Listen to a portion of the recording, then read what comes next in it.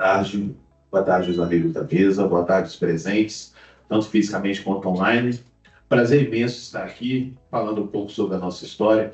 É, eu fui apresentado como historiador, mestre em estudos urbanos, mas como sou um pesquisador de cultura popular, a gente costuma dizer que quando a gente trata das culturas populares, principalmente de manifestações de origem negra, o que conta muito é a nossa vivência, né? Então, antes de ser historiador e mestre em estudos urbanos, eu sou sambista, é, membro do carnaval, sempre estive envolvido com o Congo, com o futebol de várzea, e a partir dessas formações, né, desse contato com essas popularidades, que posteriormente eu entrei na universidade e estudei História, me formei como mestre estudando a Unidos de Jocotuquara, estudando o carnaval do ponto de vista geográfico, e só a partir daí que eu me tornei historiador. Então, quem está falando para vocês hoje é um homem negro, nascido em Vitória, sambista que frequenta todos esses ambientes e que a partir daí desenvolveu métodos de pesquisa que a gente pode pensar melhor a nossa cidade e como a nossa população se desenvolveu a partir dela. Bom, eu pensei a palestra nessa fala que eu tenho para vocês. Beleza, obrigado. Para falar para maior, né? Isso, beleza. O histórico da população negra do território de Vitória, mas aí a gente precisaria de um tempo maior para se pensar todos esses territórios, né? Então, coloquei como recorte o Centro Histórico de Vitória, que trata muito da formação inicial da nossa sociedade, né? E a partir daí a gente pode ter uma reflexão para se pensar a formação de outros territórios. Bom, a primeira coisa, a gente precisa se pensar, que eu gosto muito de trazer como reflexão, quem eram os que vieram antes de nós, de onde eles vieram e para onde eles vieram e onde eles chegaram. Eu trouxe aqui como referência uma imagem, dois mapas que está no livro Os Negros do Espírito Santo, do Cléber Maciel, que é uma referência para nós em História do Espírito Santo, e se coloca para a gente, isso também a gente vê alguns reportes também, né, quando a gente pensa a história do Brasil, a história do negro, que os negros escravizados que vieram para cá, eles partiram de três, basicamente, troncos, podemos colocar assim, troncos linguísticos e culturais. E essa generalização, ela partiu, obviamente, da ótica branca, né, da ótica do colonizador, que pensava, de alguma forma, taxar todo aquele povo que eles encontraram em África e poder, a partir daí, do ponto de vista comercial, organizar melhor toda a logística do projeto escravista, né? Então, nós temos ali os sudaneses, que vêm ali do noroeste da África, nós temos os bantus, que tem grande influência na nossa cultura, que faz parte ali daquela região de Angola, mas até a parte central da África, e um outro povo que o Cléber Maciel não coloca, que seriam os moçambicanos, né? Que tem mais daquela parte do sudeste da África, aqui mais para baixo, próximo a Madagascar, que foi uma colônia portuguesa. E no mapa ao lado, ele coloca, por exemplo, a proliferação, a pluralidade de povos que existia dentro desses troncos. E até essa divisão que nós temos no mapa aí da direita, ela já passa por uma generalização. Então, imaginem vocês a quantidade de culturas, de línguas e de diversas formas de se viver que os nossos povos tinham na África, em África, e que foram subalternizadas, foram generalizadas a se pensar sudaneses, bantus, moçambicanos ou iorubás, alguns como são pensados, para se pensar a nossa história, né? Então, tudo que nós vivemos aqui é de uma forma de uma resistência, em forma de ressurgimento de todos esses povos, em forma de junção que conseguiram, a partir da diáspora, se manifestar aqui. Então, se pensar a formação negra do Espírito Santo, majoritariamente bantus, posteriormente iorubás e moçambicanos, que chegaram aqui para formar a nossa sociedade. E aí, gente, sendo minimamente, digamos, hipócrita, mas não assim, né, sendo um contrassenso, que quando a gente fala de se pensar a África com extrema pluralidade de diversos povos, a gente tenta se pensar a África não do ponto de vista branco, como ela é visto, né? A África como um país, às vezes, como é colocado, ou uma África em que todos os povos escravizados tinham a mesma cultura e a mesma origem. Eu dou um exemplo claro, por exemplo, quando a Mocidade Unida da Glória, a escola de samba, falou sobre Zaci Magaba, que foi uma líder quilombola do norte de São Mateus, ela era uma princesa banto. E quando a escola ia pesquisar sobre a sua origem, todas as referências que se faziam eram orixás. Orixás são divindades dos Yorubás, que estão lá no Nordeste da África. Imagine vocês se um dia a gente for falar, por exemplo, num futuro distante, se a gente for falar do capixaba e colocar o capixaba como se cultuasse a Nossa Senhora de Nazaré, que acontece lá no Pará. E todas essas coisas que a gente vê, por exemplo, vocês vão ver, basicamente, quando se fala em África, fazer ligações ao orixá, se falar em Ansan e Iemanjá, sempre são divindades que não foram cultuadas por outros que nunca nem sequer sabiam quem era de fato essas divindades. Isso faz parte de uma generalização africana. Se pensar a África só como um continente, só como aquele povo veio para cá. E aí, como eu disse no sentido do contrassenso, o que é? Quando a gente pensa esses povos, a gente consegue tirar, por exemplo, alguns pilares de existência. De se pensar o que eles tinham em comum dentro das suas filosofias, dentro do seu pertencimento de mundo, dentro da sua religião. Primeiro eu coloquei a identidade, né? A questão unitária, que é o nome, o ser, quem é essa pessoa. A plateia aqui são muito jovens, estou vendo, mas quem é mais antigo, por exemplo, vai lembrar de acho que é seriado, que se passava, se chamava Kunta Kinte. Kunta Kinte era um jovem africano que ele foi sequestrado, obviamente dentro da ficção, né? Ele foi sequestrado numa floresta quando ele estava cortando uma madeira para fazer um tambor de presente para o seu irmão. E é sequestrado e trazido para os Estados Unidos, onde ele é escravizado. E ele é constantemente açoitado porque ele não aceitava ser chamado de Toby, pronome que ele foi batizado. E ele dizia que ele era Kunta Kinte. O meu nome é Kunta Kinte. E ele morre sendo açoitado, gritando ser Kunta Kinte e não Toby. Isso é um exemplo básico de como a identidade era muito importante dentro desses povos africanos, né? E está diretamente ligado também, no sentido da engrenagem, do segundo ponto que eu vou falar. Eu existo porque a minha comunidade existe e a minha comunidade existe porque eu existo. Então, esse pertencimento à comunidade que era muito importante nesses povos também. O ser pertencente a algo, o ser de alguma comunidade que vai se refazer e se ressignificar aqui em diáspora de outras formas. Um bloco afro, por exemplo, é um pertencimento à comunidade que existia desde aquele tempo. Uma escola de samba, hoje em dia já não existe tanto, mas, por exemplo, quando o funk surgiu no Rio de Janeiro, nos anos 90, existia um ponto que eles chamavam de galera. Então tinha a galera dos funks. Então, esses pertencimentos que aqui surgem com um propósito de fortificação perante uma comunidade que pregava o seu aniquilamento, sua aniquilação, em África já tinha essa grande simbologia. A terceira é a relação com a terra ou o território, que é muito importante, o território mesmo, o local, a terra onde se pisa. Em África, por exemplo, o termo quilombo, ele era muito usado um ritual quando um povoado tomava o povoado seguinte e existia um sacerdote que ele era responsável por identificar as divindades que aquele povo cultuava.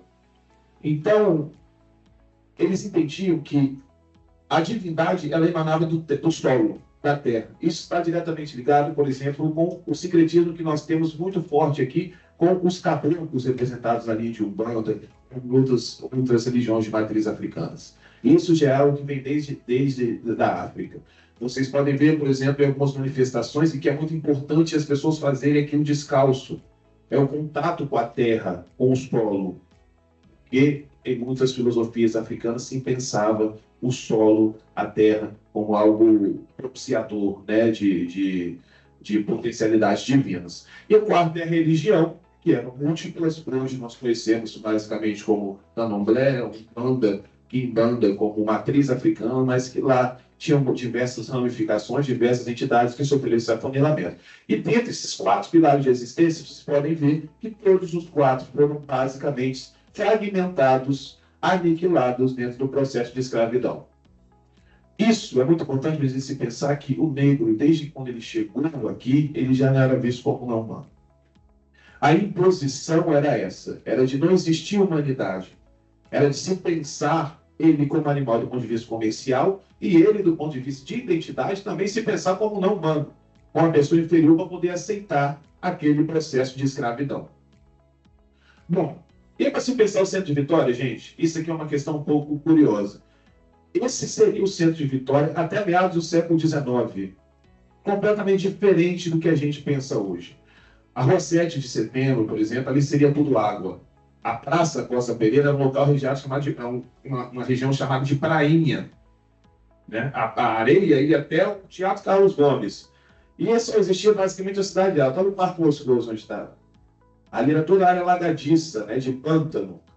E aí esse território que a gente precisa pensar, que a gente vai pensar a formação negra do centro histórico, o centro de Vitória, né, e basicamente a cidade de Vitória. Bom, gente, primeiro, o que era essa escravidão em Vitória? O que era pensar, principalmente nesse território pequeno? Primeiro, que a população negra já era a maioria da população da capital, isso no censo feito em 1790. Segundo, que a cidade era basicamente dividida em fazendas. A gente pensar, por exemplo, João Cutuquara como uma fazenda, Maruípe como uma fazenda, Santo Antônio como uma fazenda, e a parte alta da cidade completamente dividida em igrejas. Né? Quando a gente pensa, por exemplo, a Catedral de Vitória, ali, onde está, né, o fórum, toda aquela região, ali era o penourinho da cidade. Ali tinha uma estaca de madeira em cimento em que os negros eram açoitados e comercializados. Mas não é só necessário pensar só esse território. Quando a gente pensa, por exemplo, que todas essas igrejas foram construídas por mão de obra escravizada, e a gente pensa que o escravizado, o negro, seja ele livre ou escravizado, ele ocupava muito mais esses espaços de trabalho do que, de fato, o espaço onde ele dormia, onde ele pernoitava, todo aquele território é, de alguma forma, ocupado e transitado por pessoas negras. Para além desse trabalho de construção, né, etc., a gente tinha aqui em Vitória algo que os pesquisadores colocam muito comum como a escravidão doméstica. Porque eram casas pequenas, casebres, né? E existia muito o que a gente chamava de escravo de ganho, que era você comprava uma pessoa escravizada e ela trabalhava para você e você ficava com 90% do preço, às vezes até 100%. Comprar o escravizado era uma forma de investimento, gente. Imagina a pessoa está ficando velha, eu falo, estou conseguindo mais trabalhar, eu vou comprar um negro escravizado. Então, é isso que era se pensar a escravidão, que a gente precisa se atentar um pouco, né? Se pensar mesmo lá no comercial e desumano. E eles eram inseridos nas demais atividades urbanas. Para se pensar todo esse território, por que eu falo isso, gente? Porque, basicamente, quando a gente pensa a história do Espírito Santo, a gente vê novamente a caravela de Márcio Fernandes Coutinho chegando. Se a gente pensar um pouco mais para frente, a gente vê o navio de imigrantes chegando. Se a gente pensar um pouco mais para trás, a gente pensa o Espírito Santo indígena. E raramente se coloca a mão negra como formadora da identidade capixaba. E isso faz parte desse ocultamento aqui da história.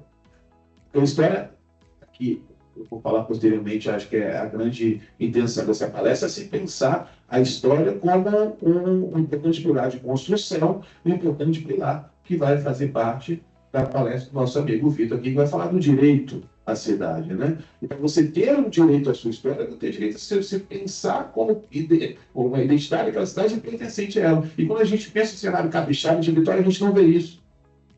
Se cita o negro na formação da história do Espírito Santo, ou formação da cultura do Espírito Santo, meramente porque é necessário, que obviamente não teria como não dizer.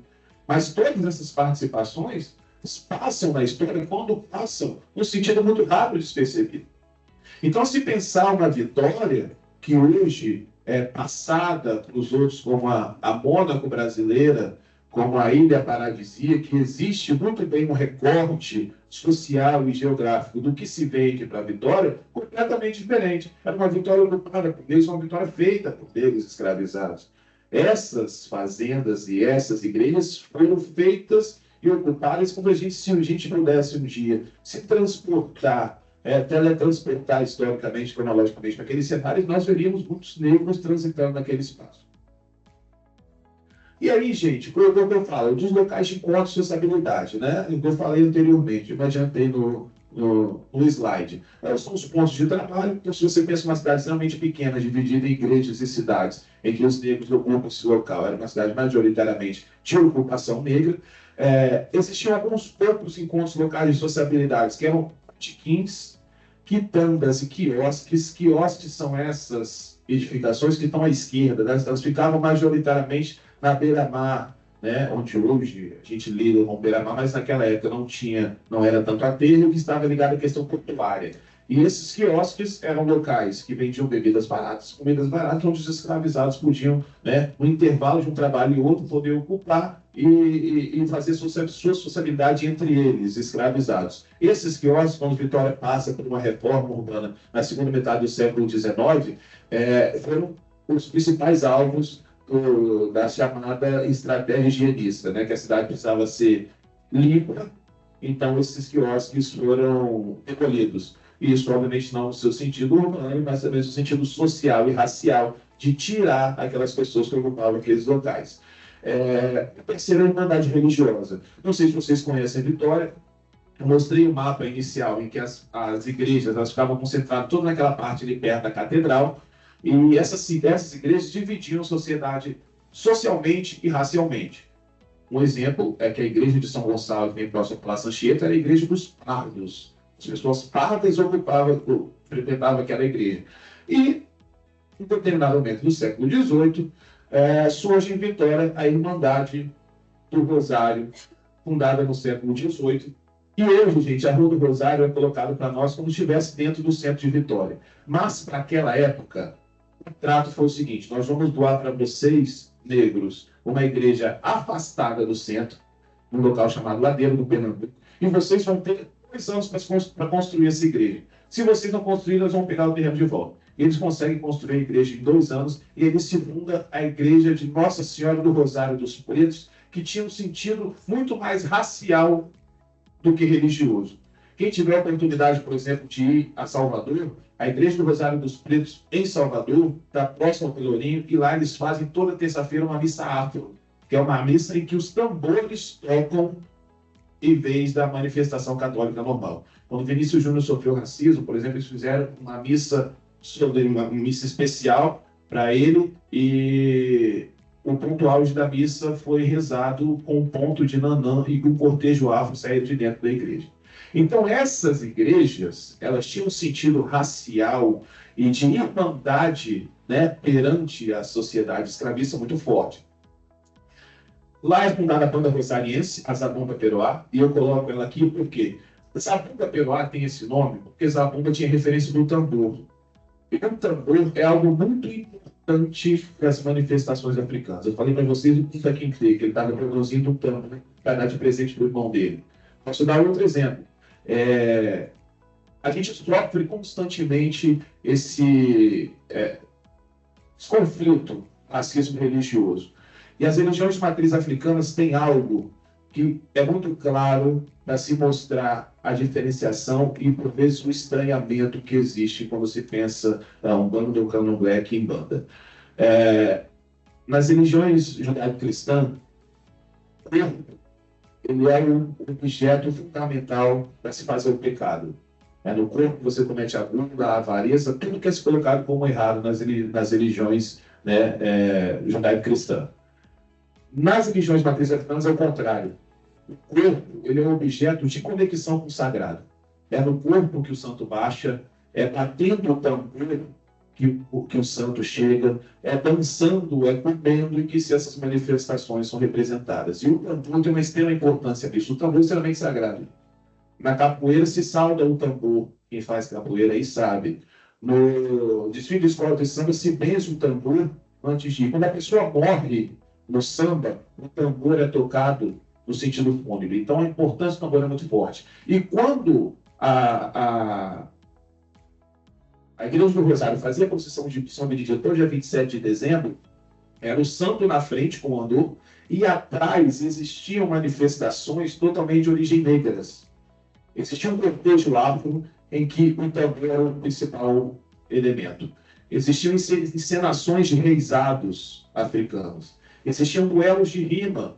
As pessoas, a gente pensa hoje, por exemplo, uma música de origem negra que não tem a presença do tambor e a presença da rima. Não existe. No samba tem, no hip hop tem, no funk tem, mesmo que seja um tambor mecânico. E isso é uma origem desde essa época. E a procissão de São Benedito no século XVIII, XIX era justamente isso. Era o santo na frente com o andor e atrás todas essas manifestações representando o que era a Igreja do Rosário como um território negro e como um local que se pensava a população negra da cidade. Obviamente, isso começou a incomodar. a Igreja Católica chegou a proibir a procissão de São Benedito.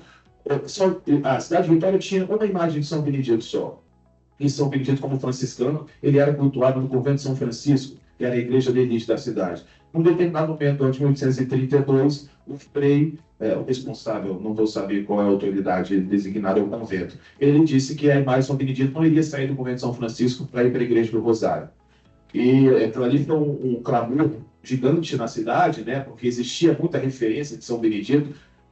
Gente, Igreja do Rosário e São Benedito tem uma função muito grande quando a gente pensa a população negra. Primeiro que o Rosário é uma alusão ao fio de conta que nós usamos nas religiões de matriz africanas. Então eles faziam alusão ao Rosário de Maria com as guias que nós chamamos hoje. E São Benedito por causa da identificação com a cor, por ele ter sido um santo negro.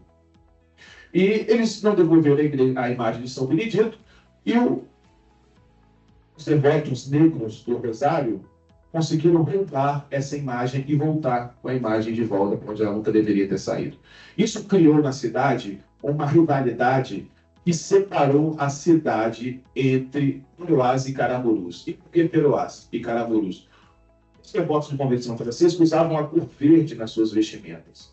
E eles eram chamados de Peroá pelos devotos do Rosário, pelos negros do Rosário, porque os Caramurus eram do partido do imperador, o partido elite da cidade e do país. E os caramurus, ouvindo isso, achavam que era alusão ao peixe caramuru, que era um peixe de escama verde de baixo valor. E retrucaram o apelido chamando de peroá. Acreditem, gente, peroá naquela época era pescado e jogado de volta no mar. Hoje a gente gasta uns R$100 no peroá para comer na praia. Naquela época se pescava o peroá e devolvia. Então ficou essa coisa entre peroás e caramurus que representava o que era a divisão racial da cidade. Ou você era peroá ou você era caramuru. E essa briga, gente, não era religiosa, não. Era de enfrentamento, tá? Eles caíam na pancada. E o símbolo da vitória caramuru era rasgar o tambor do peroá. Para vocês verem a representação do tambor. E o símbolo da vitória peroá era pegar a flâmula caramuru.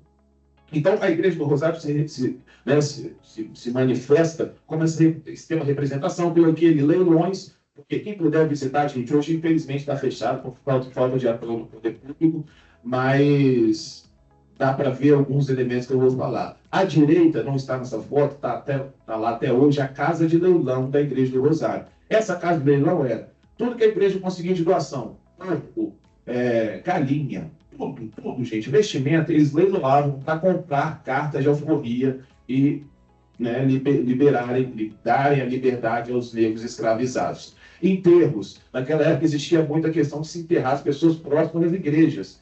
E era uma interpretação de que a pessoa ia ter um descanso eterno próximo de um local sagrado.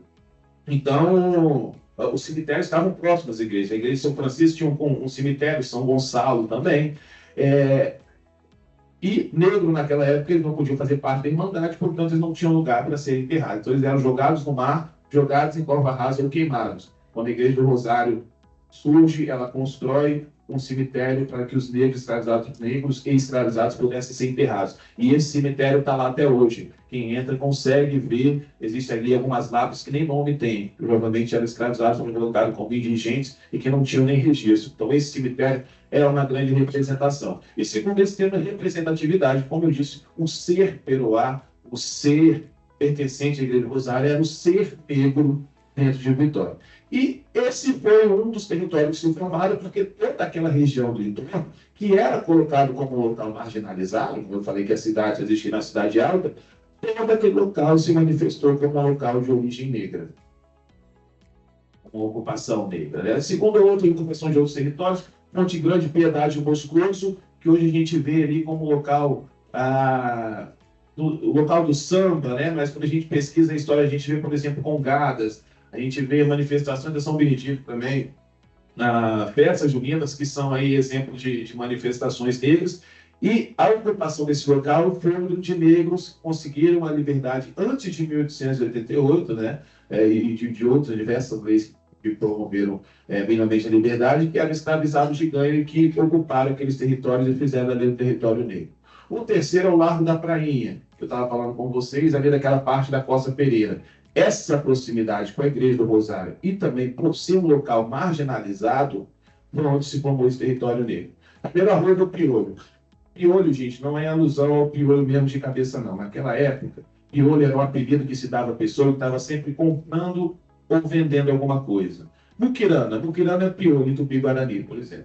Então, a pessoa que estava sempre comprando e vendendo era o piolho da cidade. E aqui em Vitória tinha um senhor chamado senhor Luiz, em que nessa rua ele construiu diversos barracos. E ele foi colocado como rei do piolho. Os barracos tinham pequeno, né, não eram barracos tão caros, então aqueles que tinham liberdade e conseguiam juntar algum dinheiro compravam um barraco ali. E ali virou uma grande referência do território negro da cidade. A banda rosariense, por exemplo, ensaiava nessa rua. Posteriormente, quando Vitória passa pela grande reforma urbana, em que esses nomes não podiam permanecer, precisavam ter nome mais chique, ela passa a se chamar Rua 13 de Maio, em alusão à data da abolição. O estanque é um beco que desapareceu, ficava também naquela região, e é um beco que hoje, quando a gente faz pesquisa, ele está majoritariamente nas páginas policiais. Mas páginas policiais que a polícia ia lá reprimir elementos de culturas negras. A polícia ia lá para reprimir, por exemplo, a prática da capoeira, que é colocado como jogo de pernada. Tem uma notícia de jornal de 1855, se eu não me engano, que no Beco do Estanque é noticiado que eles fizeram a festa do frio. Em Vitória fez 17 graus. E eles festejaram porque estava muito frio. Compraram barris de cachaça e começaram a beber para festejar. E a gente pergunta por que eu estou falando isso? Porque a festa é algo primordial também na cultura africana.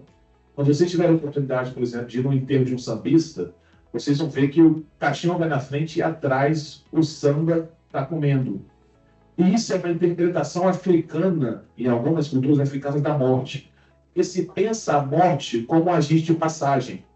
Então a morte está passando, então a gente precisa festejar para que ela passe logo e não leve mais ninguém. É por isso que existe, por exemplo, o Burufim.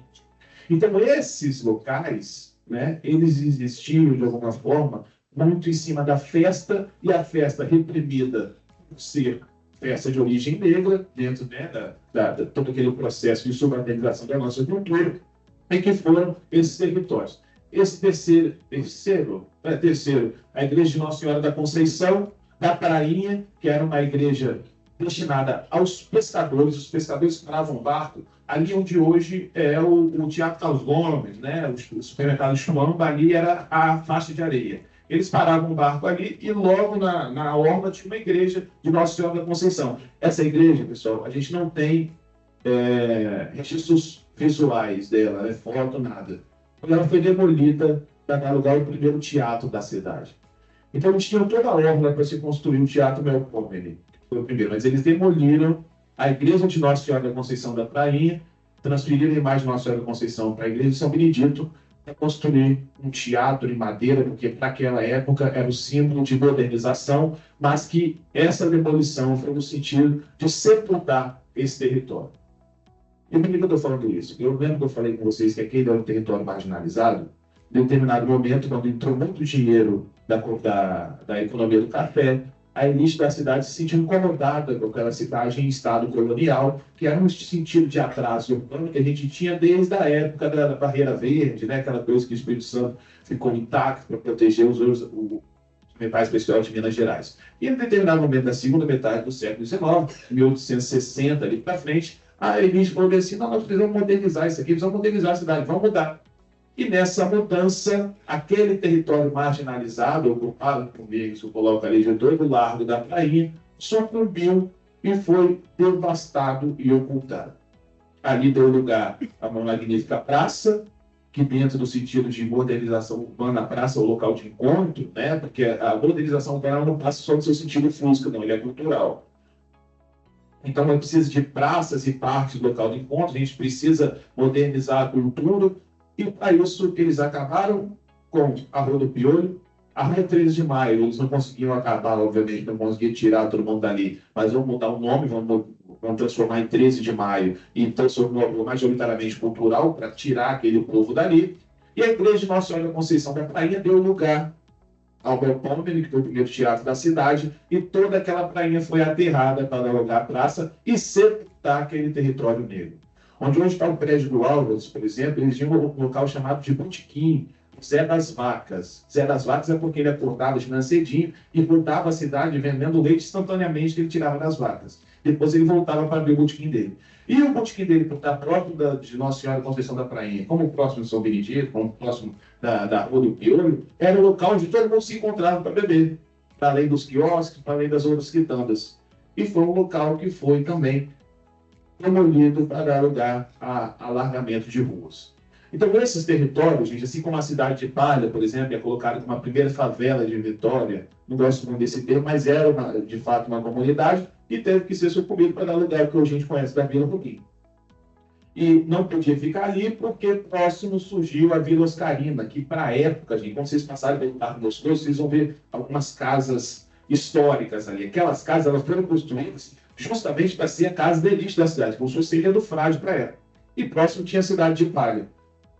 Não deu certo, né? Não ia dar certo e eles precisavam sucumbir aquilo ali. Eles demoliram a cidade de Palha, prometeram, obviamente, como é que se diz quando você tira alguém e você dá o dinheiro depois?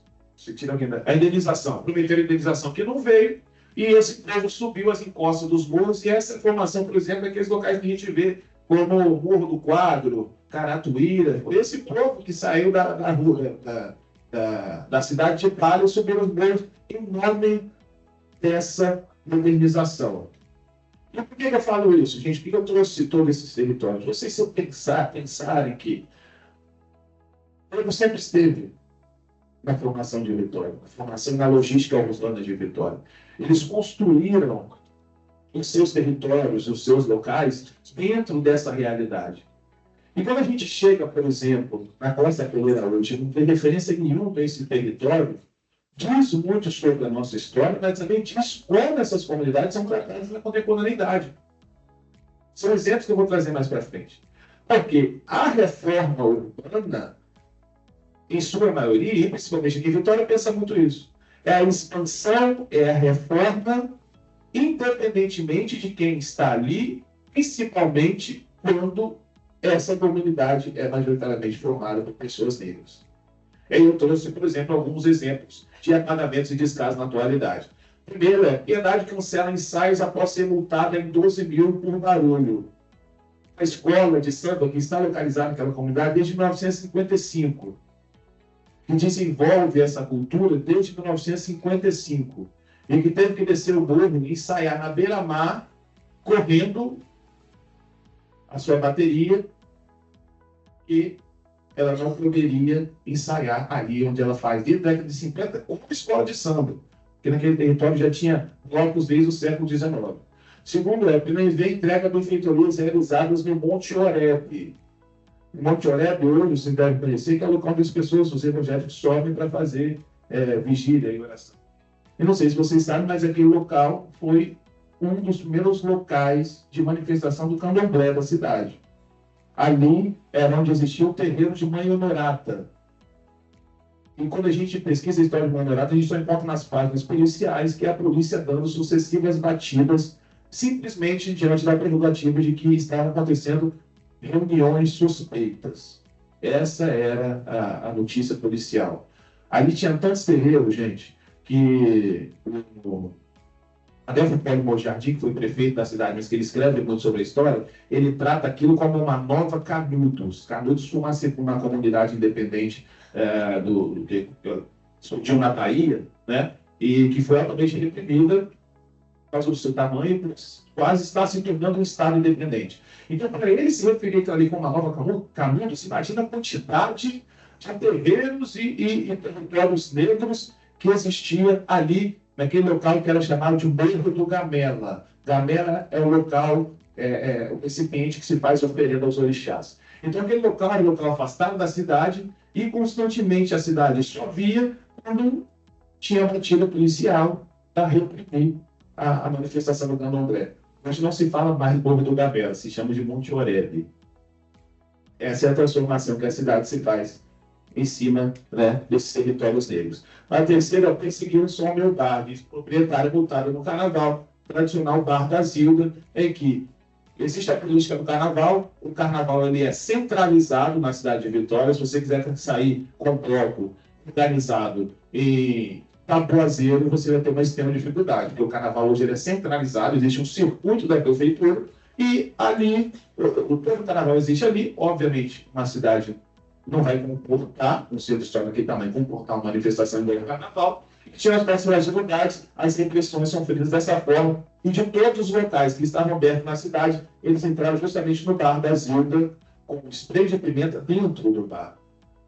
Lícia, agora não me lembro qual foi a instituição, estou dentro do bar com gás de pimenta, representando justamente isso. O Bar da Zilda hoje, não só o Bar da Zilda, mas como a Maria Saraiva, está aos pés da comunidade como Monte Grande e Piedade, é um local de acolhimento, né? É um local da pluralidade, e justamente por isso é um local que é constantemente reprimido.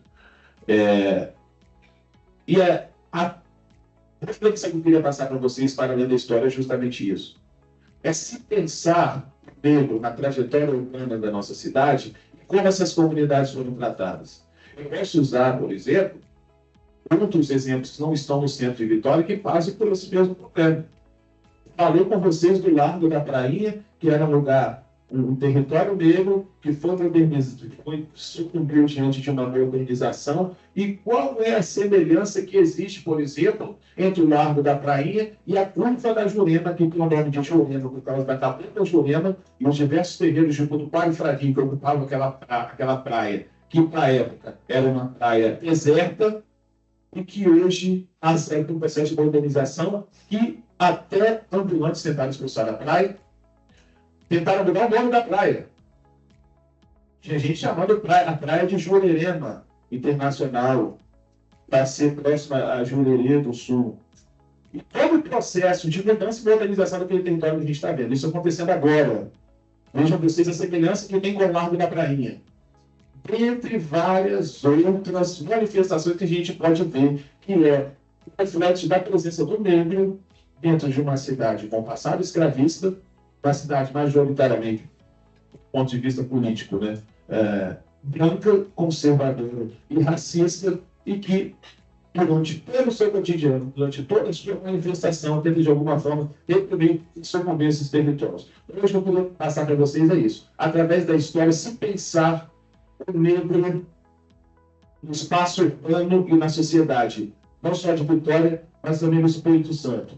É uma história que nós ajudamos a construir e que, se a gente for pensar do ponto de vista de uma outra ótica, nós temos muito mais participação do que de outros povos que eles tentam construir identidade e impor para nós. Beleza, gente? Muito obrigado. Meu nome é Ricardo de Jesus. Eu sou professor na Universidade Federal do Espírito Santo e também já fui professor de Sociologia no ensino médio.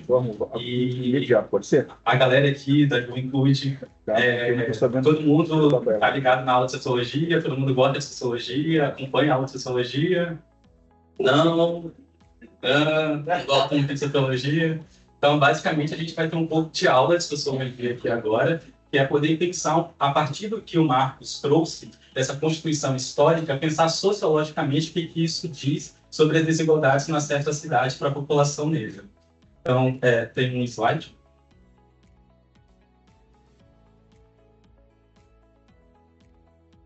Esse é o de mim aí.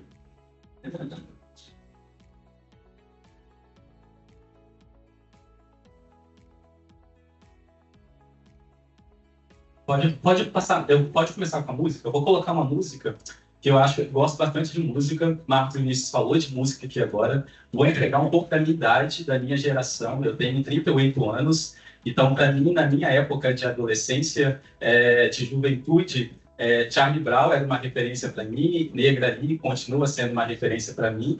E essa música fala da juventude, né? Do quanto que a gente muitas vezes silencia a juventude e não escuta a juventude. Aqui a gente está com CRJs constituídos aqui de diferentes espaços, jovens de diferentes lugares, diferentes vivências, e muitas vezes essa mesma juventude reclama que não é escutada. Então, aqui é um espaço de se fazer valer as suas vivências, as suas questões. Então, entender como uma roda de conversa. Embora a arquitetura daqui, a arquitetura do poder daqui não favoreça muito, porque tem uma estrutura engessada, que é a estrutura de do direito em si, do direito positivista, nasce desse lugar eurocêntrico, branco.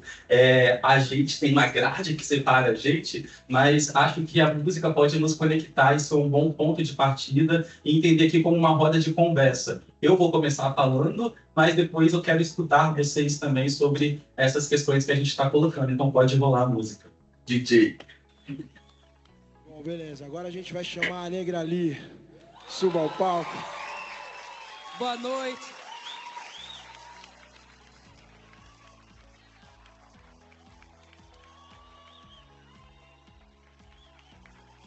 Eu ia trazer o clipe oficial, mas acho que ia ficar inapropriado para o Ministério Público. Eu escolhi essa versão mais leve.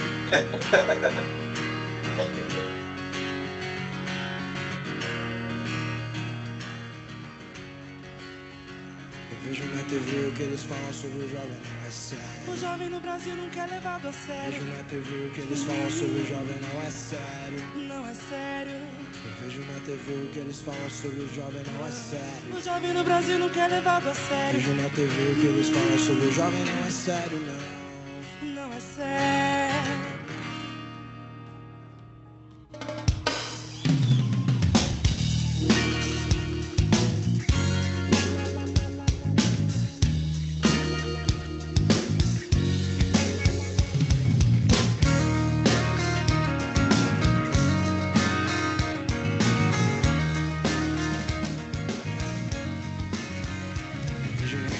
Eles falam sobre o jovem, não é sério. O jovem no Brasil nunca é levado a sério. Vejo na TV o que eles falam sobre o jovem, não é sério. Não é sério. Eu vejo na TV o que eles falam sobre o jovem, não é sério. O jovem no Brasil nunca é levado a sério. Vejo na TV o que eles falam sobre o jovem, não é sério. Não é sério.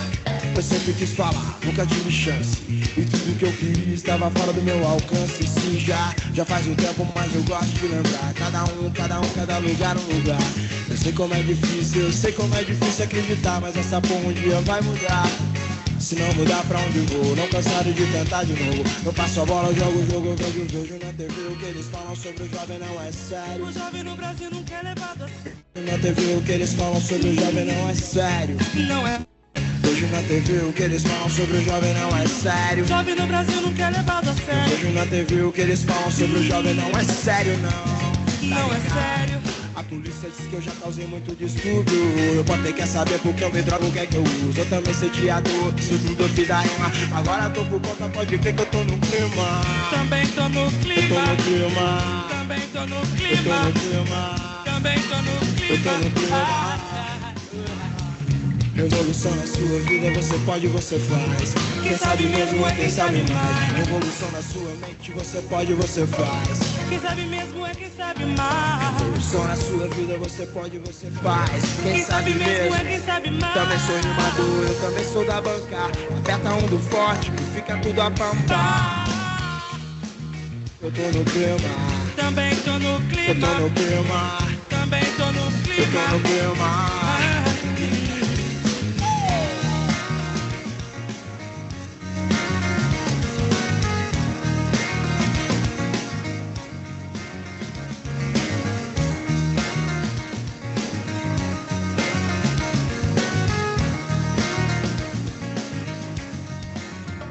Eu sempre quis falar, nunca tive chance. E tudo que eu queria estava fora do meu alcance. Sim, já faz um tempo, mas eu gosto de lembrar. Cada lugar um lugar. Eu sei como é difícil, eu sei como é difícil acreditar, mas essa porra um dia vai mudar. Se não mudar pra onde vou, não cansado de tentar de novo. Eu passo a bola, jogo o jogo, eu vejo na TV o que eles falam sobre o jovem, não é sério. O jovem no Brasil nunca é levado a Eu sério. vejo na TV o que eles falam sobre o jovem, não é sério. Não é sério. Vejo na TV o que eles falam sobre o jovem, não é O sério. jovem no Brasil nunca é levado a sério. Vejo na TV o que eles falam sobre o jovem, não é sério, não. Não é sério. A polícia diz que eu já causei muito distúrbio. O repórter quer saber por que eu me drogo, o que é que eu uso. Eu também sei teatro, isso tudo eu fiz a rima. Agora tô por conta, pode ver que eu tô no clima. Também tô no Eu tô clima. no clima. Também tô no Eu tô clima. no clima. Também tô no clima. Eu tô no Revolução na sua vida, você pode, você faz. Quem sabe mesmo é quem sabe mais. Revolução na sua mente, você pode, você faz. Quem sabe sabe mesmo é quem sabe mais. Revolução na sua vida, você pode, você faz. Quem sabe mesmo é quem sabe mais. Também sou rimador, também sou da banca. Aperta um do forte que fica tudo a pampar. Eu tô no clima, eu tô no clima, tô no clima. Chegando por aqui, negra ali, família RZ, vários malucos só. O que eu consigo ver é só um terço do problema. É o sistema que tem que mudar.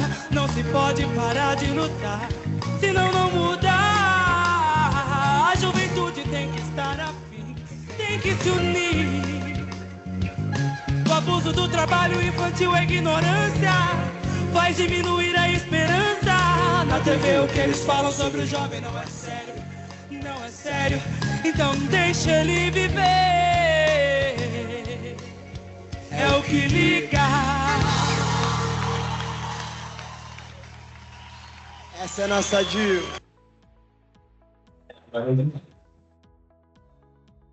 Bem, essa música é mais para tentar criar uma conexão e um ponto de partida sobre a juventude tem muito a dizer, né, e muitas vezes a gente não cria espaços para poder escutar. E muitas vezes se produz políticas de juventude sem escutar a juventude. Então, se produz muitas políticas de cima para baixo, como se as pessoas que estão no poder soubessem tudo e elas têm poder de decidir tudo e não precisa consultar, deliberar e trazer a juventude junto. Então, muitas vezes o CRJ é um espaço de oferecer políticas para a juventude, mas não de construir políticas da juventude nos espaços de CRJ. Então, que a gente possa refletir sobre como que esses espaços que já estão consolidados e que estão conquistas, não é sobre acabar com o CRJ, é sobre como a gente pode aprimorar e transformar CRJs em espaço de produção de políticas, de tomada de decisão, do que os jovens nos territórios estão pensando e como que o Estado, então, precisa acolher e escutar essa juventude negra periférica. Então, a letra fala basicamente isso, né, que tinha um QR Code para poder acionar ela. E o que eu vou falar aqui, então, basicamente? Eu vou um roteirozinho de que eu vou apresentar para vocês. Vou começar falando sobre um conceito. Eu sou professor, então tem que trazer algum conceito da sociologia, que é o conceito de direito à cidade. E aí depois vou fazer essa retrospectiva histórica. Marcos já ajudou bastante nisso, e a sociologia anda muito junto com a história, que é poder pensar como que as cidades coloniais já tinham desigualdades raciais lá. E aí como, em seguida, poder pensar como que isso se reflete no pós-abolição. A abolição não significou o fim das desigualdades raciais, muito pelo contrário. Então, como que a constituição das cidades urbanas estão atreladas à produção de desigualdades. Eu estou falando de sociologia, hein, galera. E aí, depois a gente vai para poder pensar movimentos urbanos inspiradores, para a gente não falar só ruim, mal e sair daqui desolado, a gente também trazer perspectivas potentes de como se inspirar. Então, trago no final da minha fala movimentos urbanos inspiradores e juventudes negras em ação, para a gente poder trazer o protagonismo da juventude negra nesse debate de cidade, né? E proponho algumas reflexões e faço uma recomendação de leitura. Como professor que sou, trago dois livrozinhos para indicar para a leitura depois quem se interessar por esse debate. Então, inicialmente, o direito à cidade é um conceito que nasce do Henri Lefebvre, ele é um francês, e ele vai pensar como que as cidades, historicamente, elas são construídas e produzidas para a produção do capital, está discutindo o capitalismo. E como muitas vezes as cidades, elas são pensadas no lucro, nas mercadorias e não nas pessoas. E como que muitas vezes, ao focar no lucro e não nas pessoas, a cidade ela perde a estrutura, o planejamento urbano nas cidades, perde a sua função social, que é olhar para as desigualdades, olhar para transformar as cidades num espaço acolhedor de produção de qualidade de vida. Então, ele vai discutir que no direito à cidade, nessa discussão de cidade para quem? É cidade para os negócios? É cidade para o lucro, para os grandes empreendimentos, para os grandes projetos? Ou é cidade para as pessoas terem saneamento básico, poderem ter acesso a direitos básicos garantidos, direito à cultura e lazer? Essa é a grande discussão colocada aqui, e ele vai colocar que o direito à cidade é o direito de viver e habitar a cidade com dignidade. Esse é um ponto. E um outro ponto é o direito de participar da gestão e da organização do espaço urbano. Não é só sobre ter direitos, é sobre construir e participar dos processos decisórios da cidade. Então, esses dois elementos estão presentes no conceito de direito à cidade. E aí, se a gente volta historicamente para poder pensar nas cidades coloniais escravocratas, a gente precisa pensar que a população negra que fundou as cidades brasileiras, a população negra força de trabalho, porque muitas vezes na historiografia a gente vê só a população negra escravizada como a população negra que foi chicoteada e que sofreu. Isso é uma parte da história, isso é verdade, foi cruel, foi violento. Mas a mão de obra negra foi a mão de obra que produziu todas as cidades que a gente tem hoje. Então foi a força de mão de obra negra escravizada que produziu as calçadas, que produziu a infraestrutura de saneamento, que produziu os prédios, que produziu nas igrejas. Se a gente tem toda essa estrutura, desde o Brasil colonial, foi a mão de obra negra que estava lá escravizada, não estava lá por prazer, não estava lá recebendo, mas que foi a mão de obra responsável por construir as cidades coloniais e as cidades que a gente vê hoje. Então, a mão de obra negra é a mão de obra que constrói as cidades, e a gente precisa pensar as cidades como a produção da mão de obra negra. Aqui, pensar também que, para além de construir as cidades, a mão de obra negra é a mão de obra que formou todos os ciclos econômicos do país. Ela que foi a mão de obra, o trabalho, a força de trabalho que movimentou o ciclo do ouro, da cana, do café e todos os outros. Era a mão de obra negra que trabalhava arduamente em todos os aspectos da vida colonial, desde o serviço de barbeiro, desde o serviço de vendas de comidas, toda a mão de obra, toda a força de trabalho é da mão de obra negra que foi escravizada. Então, assim, a galera negra escravizada é foda pra caralho, assim. Então, pra gente ter orgulho da nossa história, de que nós construímos as cidades e nós movimentamos todas as economias nas cidades brasileiras. 388 anos de trabalho. Isso aí é fato canonizado, assim. Então, se a gente pensa até hoje do Convento da Penha, que muitas vezes a gente romantiza, ai, que lindo o Convento da Penha, a gente apaga que o Convento da Penha foi construído, aquelas pedras só chegaram lá em cima por conta de mão de obra escravizada negra e indígena. Então, e muitas dessas construções são apagadas, né?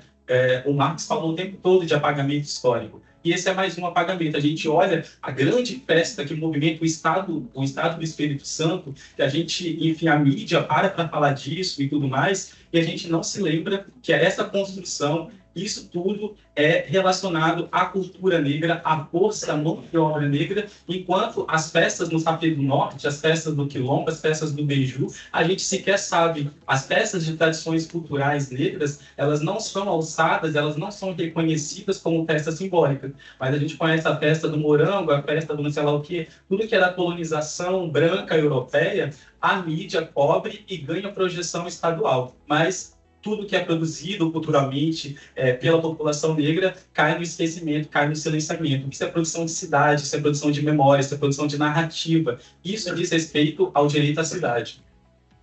E aqui, por uma questão arquitetônica, poder diferenciar também que desde o período colonial, desde o período escravocrata, vocês lembram da aula de história de vocês, que havia uma separação entre Casa Grande e Senzala. E ali já tinha uma diferença muito nítida, como que eram as construções da Casa Grande, quem tinha direito a se deitar no conforto, a ter água dentro de casa. Essa é a estrutura da colonização das casas grandes, e essa é a estrutura das senzalas. Como que desde o período colonial, a população negra já é colocada, deixada a viver em condições de precariedade, condições de insalubridade. E aí, se a gente pensa no pós-abolição, a gente verifica que não há um rompimento com isso. O fato de ter acabado com a escravatura, de ter tido a abolição, do jeito que a princesa Isabel fez, não foi nenhuma benevolência dela. Ela só fez isso por conta de processos históricos, de movimento negro que estava atuando, de coletivos, de insurgências negras, que estava sendo insuportável sustentar o processo de escravidão, e por uma pressão internacional, né, de que havia uma pressão por todo o processo de industrialização internacional dos estados nacionais de outros países europeus para ter mercado consumidor. Então, a abolição, não sei se vocês já pararam para ler a Lei Áurea, é só um artigo ridículo que a partir de agora, declaram-se libertos os escravos. Mas não há nenhuma reparação, não há nenhuma política de integração da população negra à sociedade. Fala, pô, essa galera já trabalhou pra caramba, está em condições precárias, vamos agora fazer um pacto de dar dignidade. Não houve isso, muito pelo contrário. Eu não sei se vocês se lembram, mas quando estava no pós-abolição, vieram as teorias eugenistas. E E as teorias eugenistas diziam basicamente que a população negra, essencialmente, ela era feia, ela era suja, ela era imoral, ela trazia doenças, ou seja, naquele momento onde a população negra se torna liberta, vem um conjunto de teorias europeias para demarcar que a população negra ela tinha problemas não por conta de uma estrutura racista escravocrata que acabou com a população negra, mas porque era a essência da população negra ser inferior. E aí, esse conjunto de teorias eugenistas, elas deram base, elas vieram junto com políticas higienistas, políticas urbanas, políticas que iam tirando as pessoas negras dos espaços centrais das cidades e removendo ela porque, enfim, Marcos também já explicou isso, os processos de gentrificação, que é esses processos de você ir tirando as pessoas negras dos espaços centrais, de importância de especulação imobiliária, e você empurra ela para as franjas, para as periferias, para as favelas.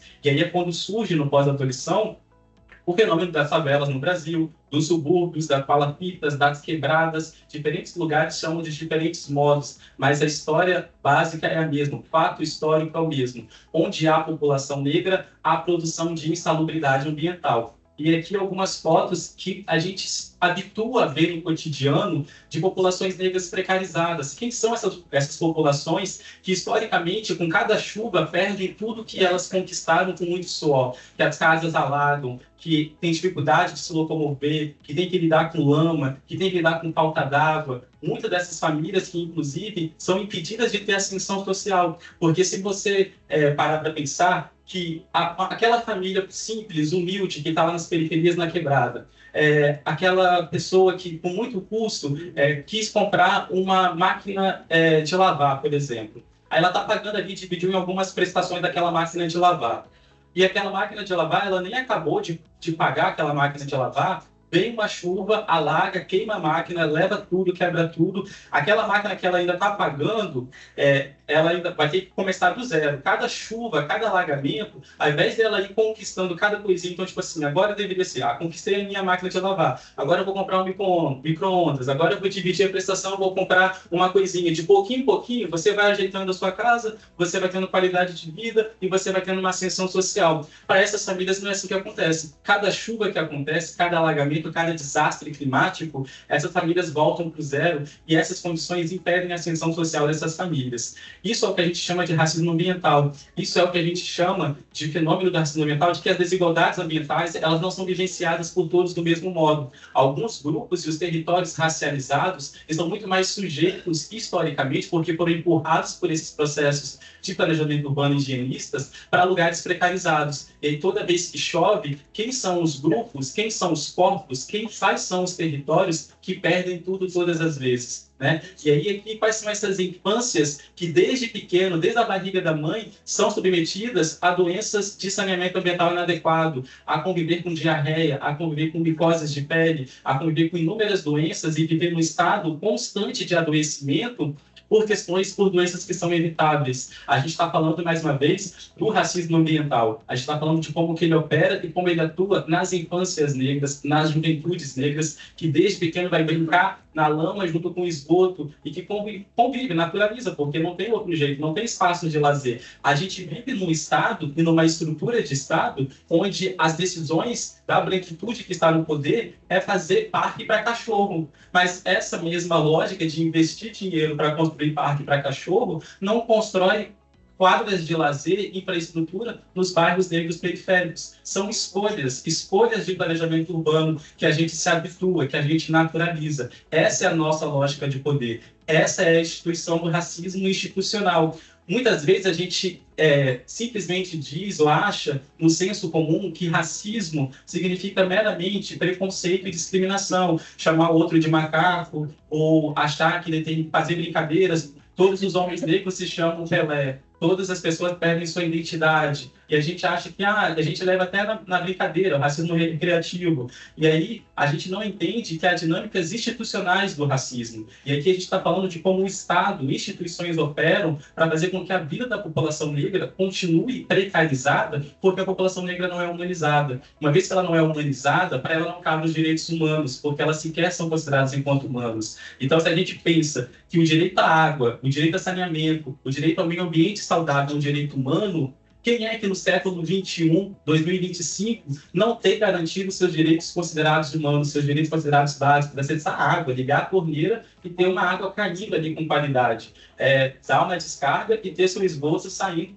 e indo para uma estação de tratamento e não contaminando e adoecendo o território. Isso é coisa básica. Quem são as pessoas que estão morrendo por doenças de saneamento básico inadequado?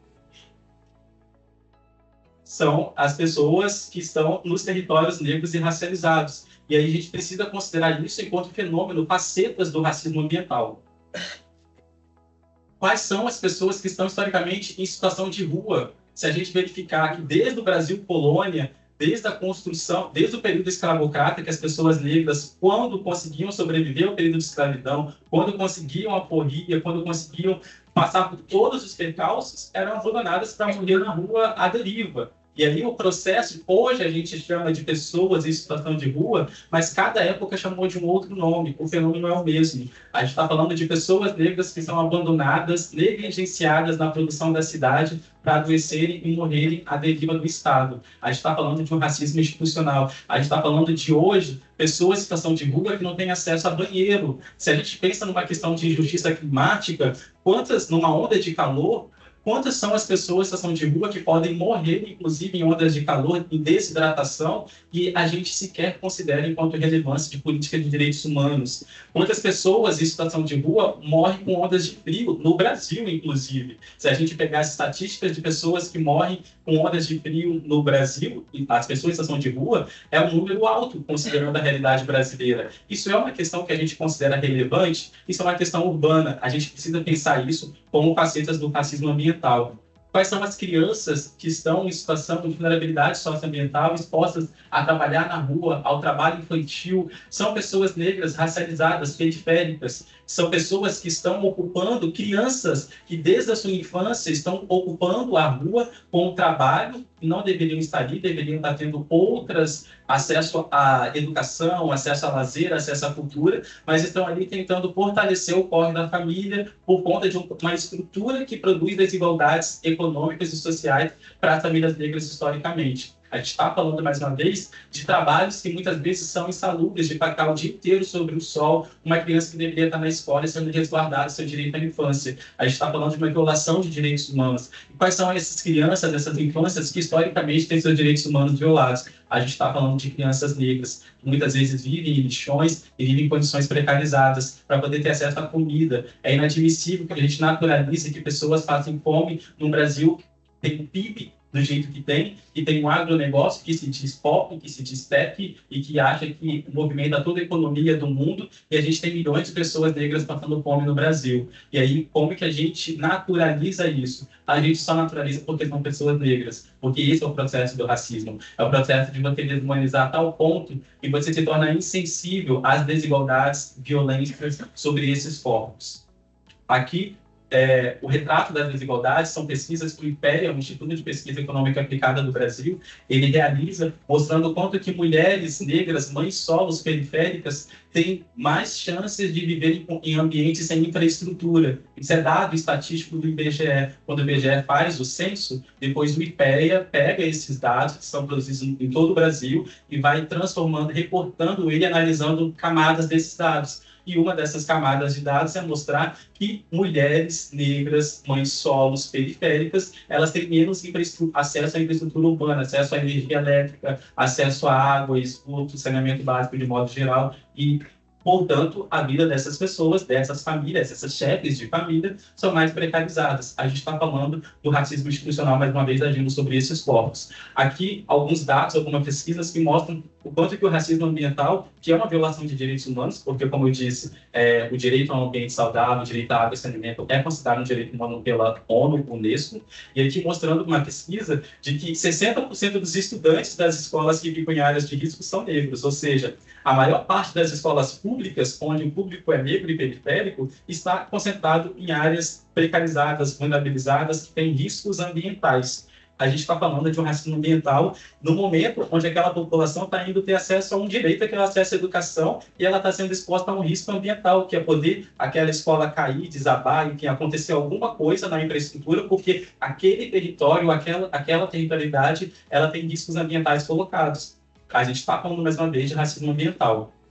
E aí o racismo ambiental, ele não é desconecto da cidade, dos processos urbanos, dos processos de planejamento urbano. É tudo um pacote só.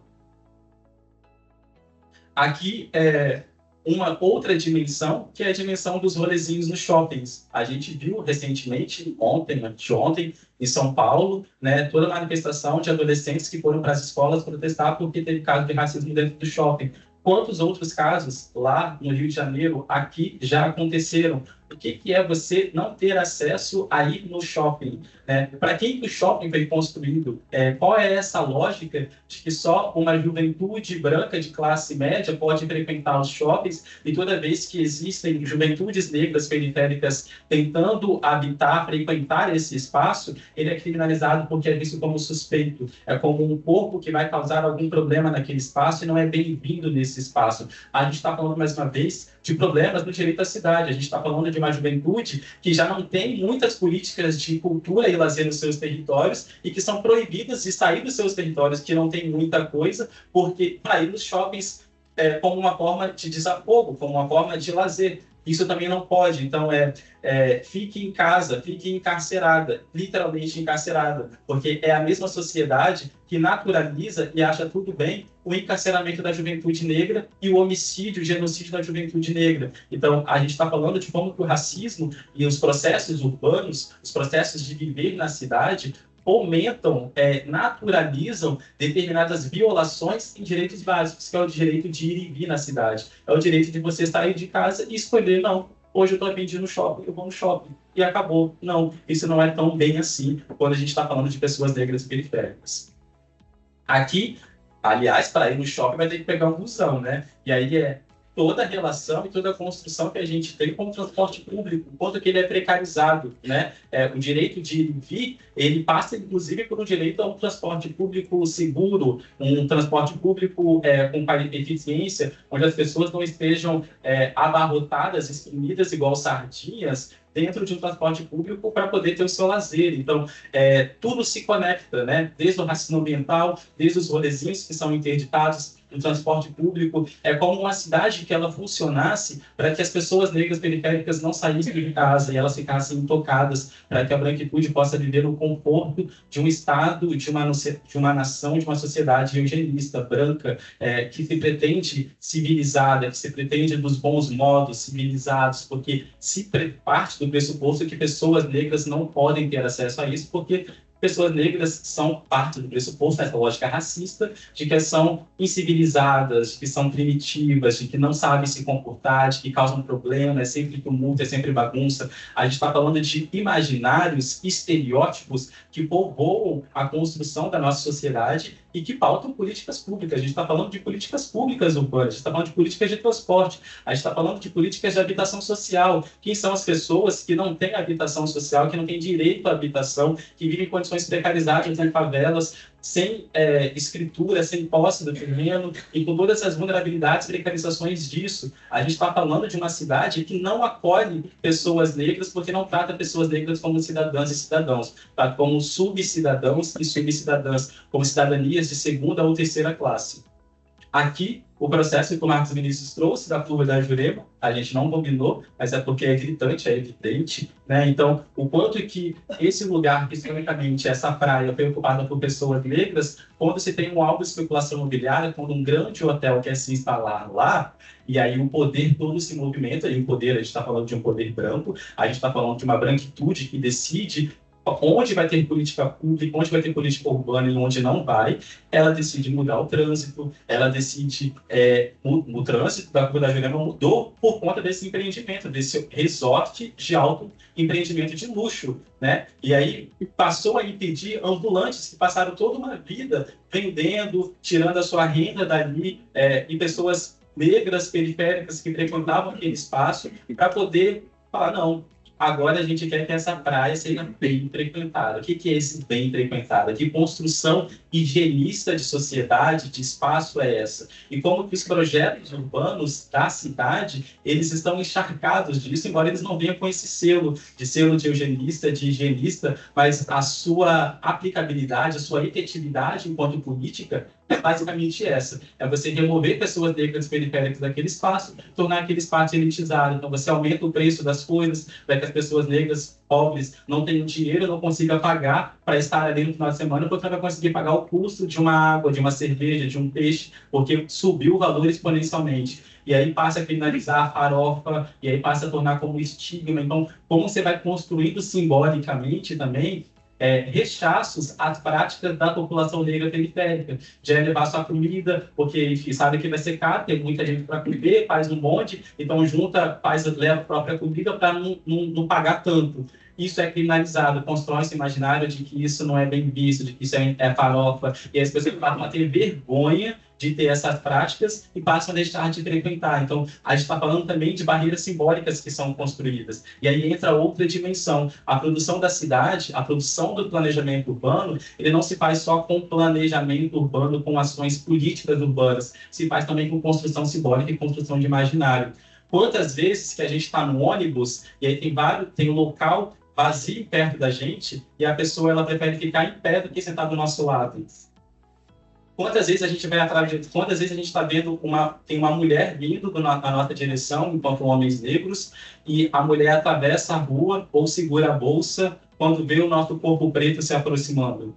A gente está falando de uma prática que é no cotidiano dos corpos pretos, no habitar a cidade, no frequentar a cidade. Não está escrito isso em nenhum lugar, não tem nenhum lugar dizendo que esse é o comportamento, mas a gente sabe que simbolicamente a expressão corporal da cidade, ela gera um modus operandi de viver na cidade. E aí é como que a gente vai se habituando a ler os processos da cidade. Isso é sociologia, isso é a antropologia do corpo, é a antropologia da cidade, é a antropologia dos afetos. A cidade produz afetos de repulsa e de medo do corpo negro. E a gente precisa compreender isso. Quantas vezes a gente tem um carro parado lá e o carro está parado ali um tempão. E aí, quando a gente se aproxima do carro, o carro dá partida porque acha que a gente vai assaltar o carro, né? Isso é comum enquanto corpos negros. Isso é o simbólico da cidade. Isso é a subjetividade da produção do espaço, né? Então, quantas lojas que a gente entra e a gente é seguido pelos seguranças das lojas achando que a gente vai roubar, né? Então, ou o motorista que não vai parar o ônibus porque acha que a gente vai pular a roleta e que ele acha que ele pode fazer uma seleção natural prévia de que ele não vai parar o ônibus para você porque ele pressupõe que você não vai pagar a passagem, que você vai pular a roleta e que logo ele não deve parar. A gente está falando de cidade, a gente está falando de subjetividades construídas no cotidiano da cidade. A gente está falando de processos de constrangimento e humilhação social que corpos negros sofrem no cotidiano, no vivenciar, no experienciar a cidade. E acaba que, como consequência, você vivenciando isso reiteradamente, o que você vai fazer para se proteger? Deixar de ir, deixar de frequentar. E aí, o racismo venceu, porque ele conseguiu cumprir o êxito dele, que é de nos retirar dos espaços da cidade. E aqui, para não ficar falando só que tudo é ruim e pesado, trazer alguns movimentos urbanos que são inspiradores. Então, embora tenha todo esse processo pesado, fudido, maçante, violento, existem processos de insurgência, existem processos de impotência, existem processos de resistência a essas dinâmicas do racismo na cidade. Então, aqui tem o Origrafes, que é bem expressivo e representante, né, de como que o grafite se projeta no Estado. Então, é uma expressão da juventude negra periférica, que eu acho que é extremamente inspirador, pelo menos para a gente lá no UFES, no laboratório que eu coordeno junto com a Manuela. A gente valoriza muitas expressões do hip-hop, do rap, do grafite, que são expressões onde acolhem e denunciam e protestam e transformam a revolta em outra coisa, transformam a indignação em arte. Isso é muito potente. É como a gente canaliza a nossa indignação, como a gente canaliza o ódio, como a gente canaliza a revolta. Ao invés da gente adoecer e morrer e se matar, que é o que a estrutura deseja e produz, a gente produz subversão disso. E a gente grita com arte, grita com música, grita com grafite. Aqui, o Fejunes, outro movimento importantíssimo na denúncia do racismo no Espírito Santo e que traz, historicamente, marchas, protestos e denúncias sobre o que é ser juventude negra no Espírito Santo. Aqui, Serenata da Favela, como uma outra grande expressão da música, como essa potência de agenciamento de juventudes negras periféricas. Orquestra da Quebrada, né, mais uma outra expressão. Aqui, movimentos culturais que acontecem na cidade, que vão tentando dar fôlego, dinâmica, para que juventudes de diferentes lugares possam ter acesso a artistas nacionais que muitas vezes não teriam dinheiro para arcar com o custo de ir num show. Então, o movimento cidade é bem expressivo nesse sentido, e acontece todo ano, e é bem esperado. Aqui o Tenda Lab, uma outra grande dinâmica de arte e cultura do Espírito Santo.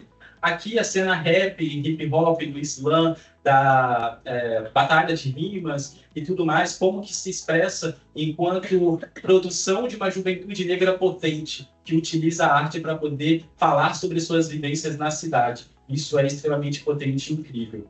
E poder lembrar que há diferentes formas de protesto, de indignação. O movimento secundarista nas escolas do ensino médio, né, são bem marcados e tem uma força juvenil muito grande, um protagonismo juvenil muito grande. Então, poder lembrar aqui que a juventude está se organizando, está se mobilizando, não está parada, porque muitas vezes a gente ouve que a juventude e os jovens não querem nada com nada, que são passivos, que ficam só assistindo, como se pudessem enquadrar a juventude num pacote, como se fosse uma juventude branca de classe média que está dentro de casa assistindo, vendo a vida acontecer. E para muitos jovens negros periféricos, essa não é nenhuma escolha, essa é uma obrigação para poder existir. Então, poder lembrar que há uma potência muito forte dessa juventude negra periférica, inclusive ocupando a política institucional, inclusive tendo ativismo internacional. Quando a gente pensa na Vanessa, todo o ativismo dela climático no mundo, uma jovem negra africana e que é referência no mundo todo para poder denunciar as questões da injustiça climática.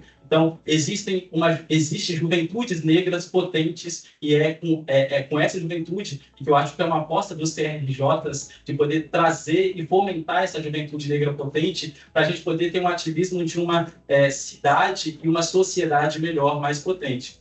Aqui, para finalizar, algumas reflexões. Vou beber uma água.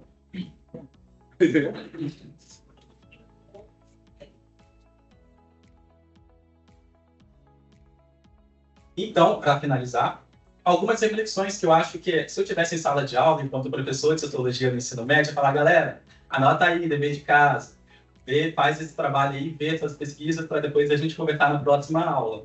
Mas eu vou deixar aqui para vocês umas reflexões que eu fiquei pensando enquanto eu estava produzindo esses slides, quando eu fui chamado para falar sobre isso. Por quê? Eu geralmente falo, 9 minutos, minhas pesquisas são sobre racismo ambiental e justiça climática. Aqui eu saio um pouco da minha zona de conforto e fui falar sobre desigualdades raciais no direito à cidade. Então, fiquei pensando o que eu ia trazer, o que eu ia contribuir para falar aqui hoje. E aí, nesse processo, algumas questões me vieram na cabeça. Então, tenho muita curiosidade de saber quais jovens negras e negros inspiram vocês, enquanto jovens aqui no Espírito Santo, no Brasil e no mundo.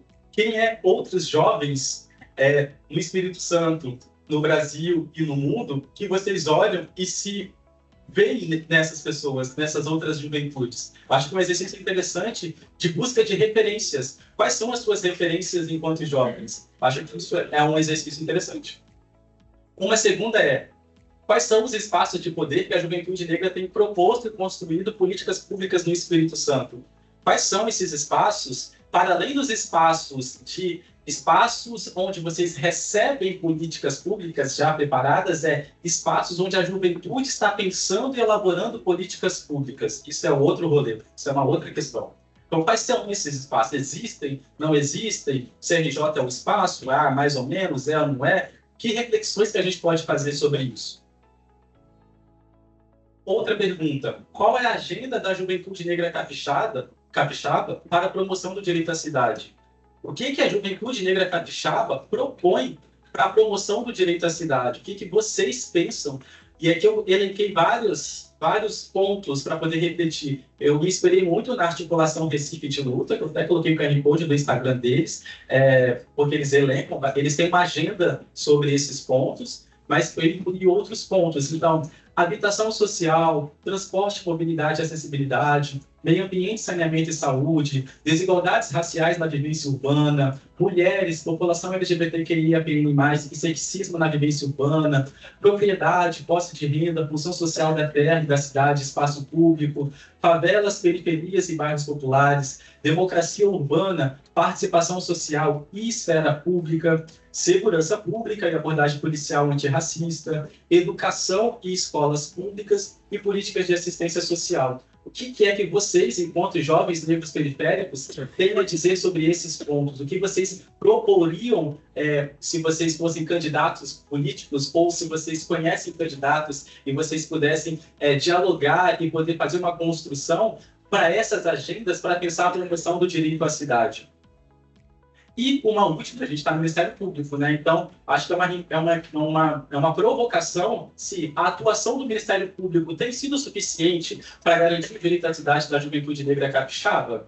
Acho que essa é uma outra reflexão também para a juventude negra que fica em vários encontros refletir sobre a efetividade desses encontros. A gente está na 10ª edição. O que a juventude negra que vem para cá tem a avaliar e refletir sobre esse espaço aqui do Ministério Público do Espírito Santo? A gente vem para cá só para comer o cafezinho e a comida que é boa?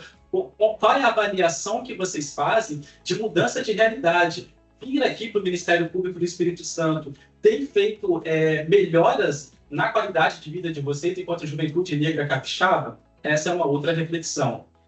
E, por fim, eu falei que eu ia recomendar livros por pessoa, então eu recomendo 2 livros. Um que é da Antônia dos Santos Garcia, que é sobre desigualdade e segregação em antigas capitais, desigualdades raciais, que é a cidade de Salvador e a cidade de Rio de Janeiro, a cidade de Oxum e a cidade de Ogum. Ela é socióloga e ela faz uma pesquisa historiográfica e sociológica para poder ver na história de construção do Rio de Janeiro e de Salvador como que as desigualdades raciais foram sendo construídas e como que uma segregação racial foi sendo produzida nessas cidades. A gente pode utilizar essa obra para poder pensar se a gente fizesse uma obra sobre o Espírito Santo, sobre Vitória, ou sobre Serra, ou sobre Vila Velha. Quais seriam as atualizações que a gente faria sobre a nossa realidade? E uma outra é da Joyce Bert, Se a Cidade Fosse Nossa, Racismos, Falocentrismos e Opressões nas Cidades. Então, deixo essas 2 obras para vocês poderem, se vocês se interessarem por essa temática, para vocês poderem se aprofundar.